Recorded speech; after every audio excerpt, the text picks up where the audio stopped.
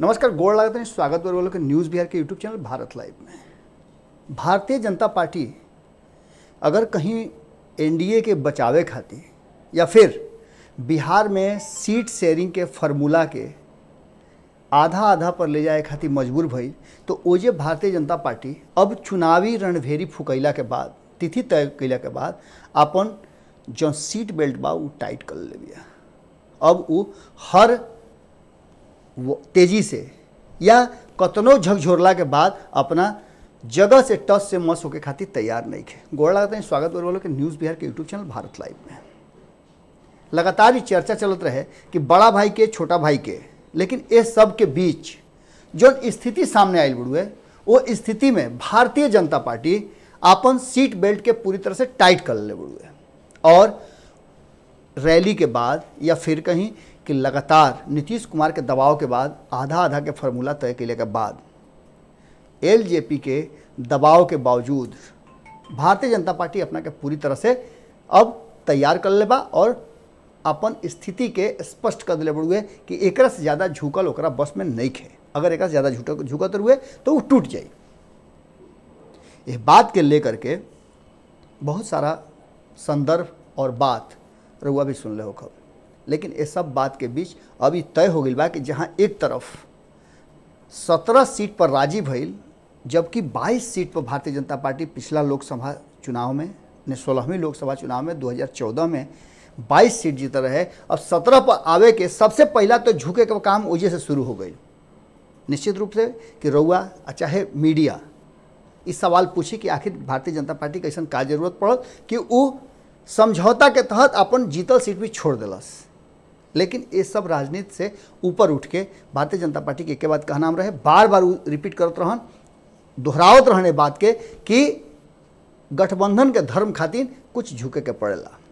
लेकिन जहाँ सवाल उठत रहे कि कई गो लोग के सीट कट जाई, एक बाद नीतीश कुमार के दबाव बा कुछ ऐसा सीट पर जहाँ वर्तमान में भारतीय जनता पार्टी के सांसद बाड़े या फिर कद्दावर नेता बाड़े। एलजेपी के भी दबाव कहल जाता है कि बा कि कुछ सीट वो अपना के समझौता के तहत नया चाहिए।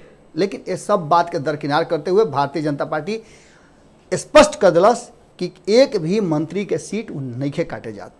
ये बहुत बड़ बात बोलू भारतीय जनता पार्टी का थी और भारतीय जनता पार्टी के संगठन का थी भी। स्थिति बा कि काल बिहार में एक मीटिंग भइल कोर कमेटी के, और कोर कमेटी के मीटिंग में कुछ मंत्री भी शामिल भई रहन जौन की वर्तमान में केंद्र सरकार में रहे हैं, और सांसद भी रहन। एक साथ साथ बिहार के कोर टीम रहे और बिहार प्रभारी भी रहन, बिहार अध्यक्ष रहन। ओमे 3 आदमी के कमेटी बनावल गई। इस सब बात लोग बता दिल, इस सब बात के कोनो मतलब नहीं है। 2-3 गो बात जौन महत्वपूर्ण बढ़ुए वो ये बा कि राधा मोहन सिंह के बात अगर करी जौन पूर्वी चंपारण से लगातार वो लोग के याद हुई कि 9वीं 11वीं 13वीं 15वीं और 16वीं लगातार जीतत आइल बड़े। अभी वर्तमान में कृषि मंत्री बाड़े, उनका के कहल जाता रहे कि अब के उम्र के हिसाब से उनका के बैठावल जाई। जदयू के और एलजेपी के ऊपर दावेदारी होत रहे, लेकिन वो दावेदारी खारिज हो गई। स्थिति रहला एगो और, जदयू के तरफ से या सूत्र बतावत रहन कि बक्सर के सीट पर भी जदयू अपन दावेदारी करते हुए और वो चाहता कि ओजा से एक कैंडिडेट लड़ावत जौन की बहुत करीब बाड़े जदयू के। हालांकि अभी जदयू में नहीं खन, लेकिन सीट मिलला के बाद वो तुरंत जदयू में आवे खातिर तैयार बन कर तैयारी पूरी तरह से रहे। ये लगातार हुआ खबर में देखले हो, लेकिन दावा खारिज हो गई और बक्सर के सीट अभी भी भारतीय जनता पार्टी के पाले में बढ़ुए और भारतीय जनता पार्टी ओकरा पर कोनो समझौता करे के तैयार नहीं है। ओकरा बाद एक सीट और बढ़ुए आरा के।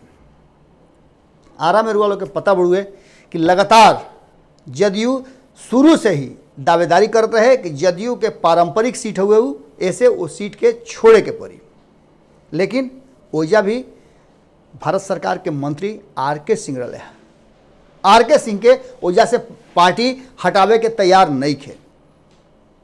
एक अलावे अगर बात करी रुआ, देखिए जदयू जो बा लगातार वो सीट पर अंगुरी रखत रहे या दबाव के राजनीति भी कह सकिले या स्ट्रेटजी के तहत कह सकिले, रणनीति के तहत कर सकिले कि लगातार यह बात के दबाव बनावत रहे कि जौन जौन सीट पर मंत्री लोग बढ़ुए वो सीट पर अपन दावेदारी पेश करे, जैसे कि उस समझौता करे में आसानी होके। लेकिन भारतीय जनता पार्टी एक सिरे से खारिज कर दिले बड़े, सूत्र जैसे बता रहे बड़े। एक और सीट बढ़ुए पाटलिपुत्रा के, रुआ याद हुई कि लालू प्रसाद के भी जदयू हरैले रहे।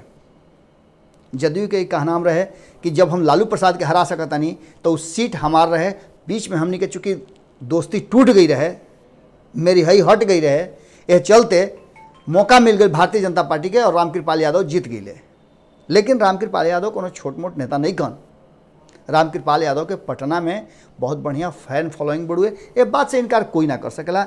जमीनी नेता हमन और काफ़ी लंबा समय से राजनीति करते रहे। लालू प्रसाद के राजनीति कैले बड़े और लालू प्रसाद के राजनीति में वो बहुत कुछ पौले बड़े।